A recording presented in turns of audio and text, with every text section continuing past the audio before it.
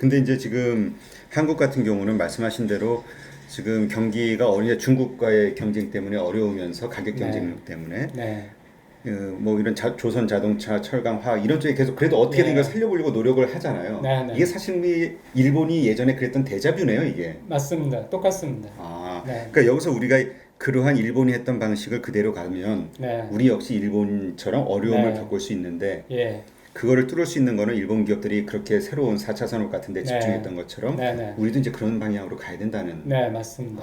예, 아, 저희도 점프를 해야죠, 점프를.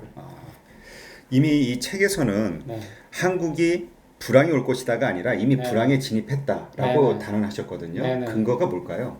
네, 저는 그 고용으로 보고 있습니다. 고용과 아, 실업. 그러니까 저는 답답한 게 한국에서는 몇 년 전부터 뭐 벌써 몇 년 전부터 우리도 일본처럼 되는 거 아닌가. 음, 이미 일본처럼 됐는데 그런가요? 계속 일본처럼 되는 거 아닌가. 음, 그리고 늘 막 왜 이렇게 됐나. 지금 왜 실업률 높나. 음, 누구 책임인가. 인구의 절반은 박근혜 책임이다. 음, 일본의 인구의 절반은 문재인 책임이다. 해가지고 계속 불안하다 불안하다 막 일본처럼 되는 거 아닌가. 누구 책임인가 싸우거든요. 네, 근데 지금 이미 일본처럼 돼 있어요. 그러니까 오히려 그렇게 생각하면 마음이 편하지 않나요? 지금 이미 안 좋은 상황인데, 네, 자, 그럼 지금 여기서부터 어떻게 뚫고 나갈 것인가? 네, 이거를 집중을 해야 되는데, 그래서 저는 이미 우리는 일본식 불황 시작됐다. 이제 음, 2016년도에 낸 책에서는 우리가 그 초입에 있다라고 했는데, 이번에는 제가 이미 들어왔다 이렇게 얘기를 하는 것이 그 생산 가능 인구가 주는 거는 뭐 우리도 시작을 한 것이고요. 네, 인구가 얼마 입장을 줄 것이고 출산율 같은 경우에는 이미 일본이 기록한 적이 없는 그 낮은 출산율 들어갔고요. 네, 그 청년 실업도 이미 일본이 기록한 적이 없는 그 높은 청년 실업률을 기록하고 있는데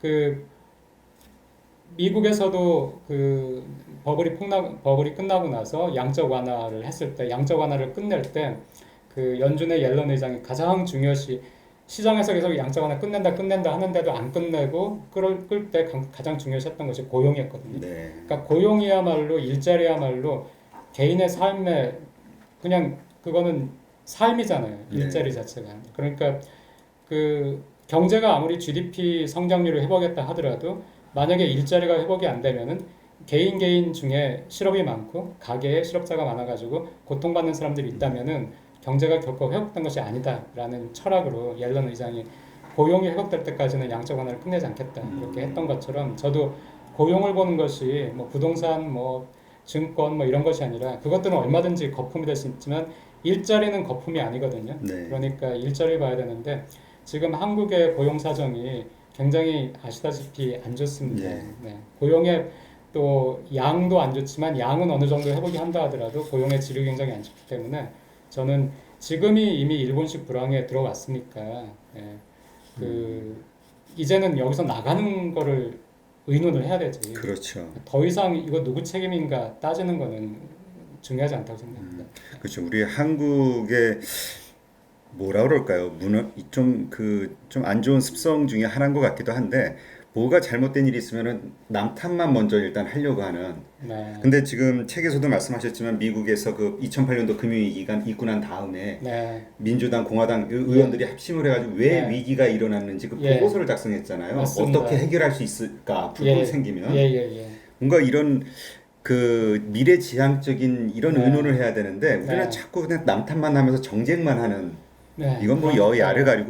가리고 저 벗어날 사람들이 없죠. 다 똑같은 네, 사람들이니까. 네, 일단 그런 게 좀 바뀌어야 된다라는 생각이 들면서 어떤 주장을 하시는 분들이 있냐면은 아직은 그래도 한국의 국가 재정이 네, 괜찮다. 우리 지금 예, 50%인가요? 40%인가 40%, 예, 예, 부채율 부채 40%, 비율이 네, 네, 뭐 이렇기 때문에 어떤 어려움이 있어도 버티고 뭐 이렇게 할 수 있다. 근데 네, 저도 사실 그거에 좀 동조를 했었는데 네, 이 책을 보면서 그 네, 교수님이 쓰신 데이터를 보니까 네, 일본도 장기 불황 20년 불황에 들어갈 때 네, 한국과 똑같은 네, 그런 네, 상황이었더라고요. 네, 근데 갑자기 맞습니다. 어떻게 GDP가 이게 지금 200%잖아요. 예, 예, 부채가. 그쵸, 예. 좀 설명을 해주시죠. 네, 일본 같은 경우에는 그 버블 끝나고 불황에 들어갈 때 부채 비율이 GDP의 50% 정도였습니다. 한국은 지금 40% 정도, 그러니까 뭐 비슷하죠.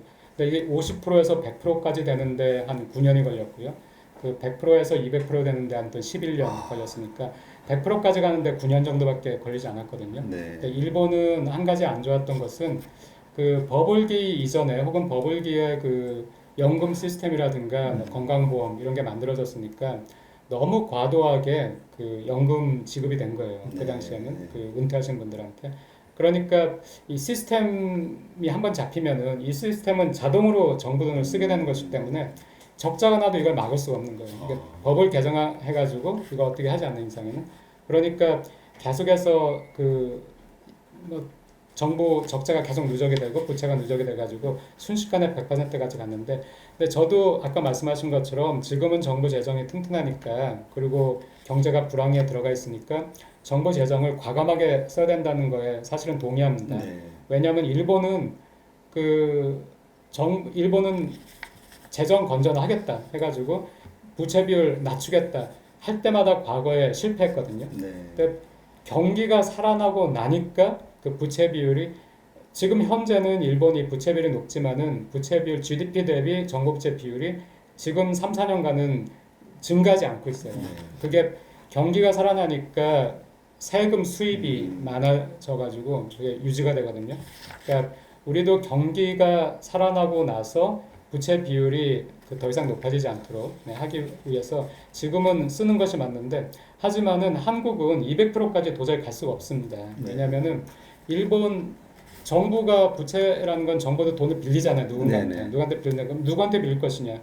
그러면은 그 정부는 되게 금융기관한테 빌려요. 정부도 똑같이 금융기관한테 빌리는데 금융기관은 그럼 그 돈이 어디서 났느냐? 그러면 이거는 일반 개인들이 저축한 거거든요.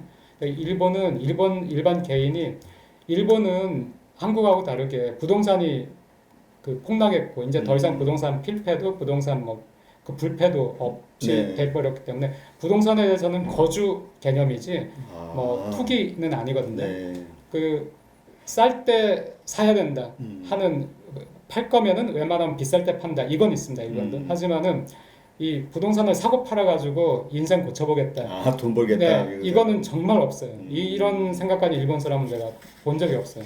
그러니까 이게 없으니까 일본에서는 그 금융자산이 그 부동산 같은 비금융자산보다 개인이 금융자산을 굉장히 많이 가지고 있어요. 네. 근데 한국은 이게 그 버블기의 일본처럼 반대거든요. 네. 네, 그 부동산 자산이 훨씬 많고 금융자산이 훨씬 작아요. 그러니까 일본은 개인이 금융자산을 많이 가지고 있으니까 가지고 있는 것이 GDP의 270% 정도까지 일본 개인들이 가지고 있어요. 네. 그러니까 여기에서 200%를 정부가 빌려갈 수 있거든요. 근데 한국은 이 금융자산을 GDP 한 120%까지밖에 안 가지고 있어요. 네. 그러니까 여기에서 정부가 100% 정도까지는 빌려갈 수 있겠죠. 더 이상 하려면 외국에서 빌려와야 돼요. 근데 외국에서 빌려온다는 것은 아시다시피 그 그리스라든가 뭐 아르헨티나라든가 하는 나라들은 전부 다 외국에서 빌렸기 때문에 문제가 된 그렇죠. 거잖아요. 막 비똑똑하고 막 이자 높이고. 그 국내에서는 정부가 좀 어렵게 되더라도 협상의 여지가 있지만은 외국 투자가들하고는 전혀 그게 안 되니까 또 외국에서는 한번 어려워지면 투매를 해버리니까. 그렇죠. 네, 그래서 그렇기 때문에 지금 50에서 100까지 가는데 일본이 9년 걸렸는데 한국은 몇 년일지 모르겠지만 일단 한국은 100까지는 어렵고 한 뭐 8, 90을 한계라고 본다면 네. 정말 시간이 이렇게 많지 않거든요. 그러네요. 그렇게 네, 따지면. 그러니까 지금은 정부 지출 저는 늘리는 거에 찬성하고요.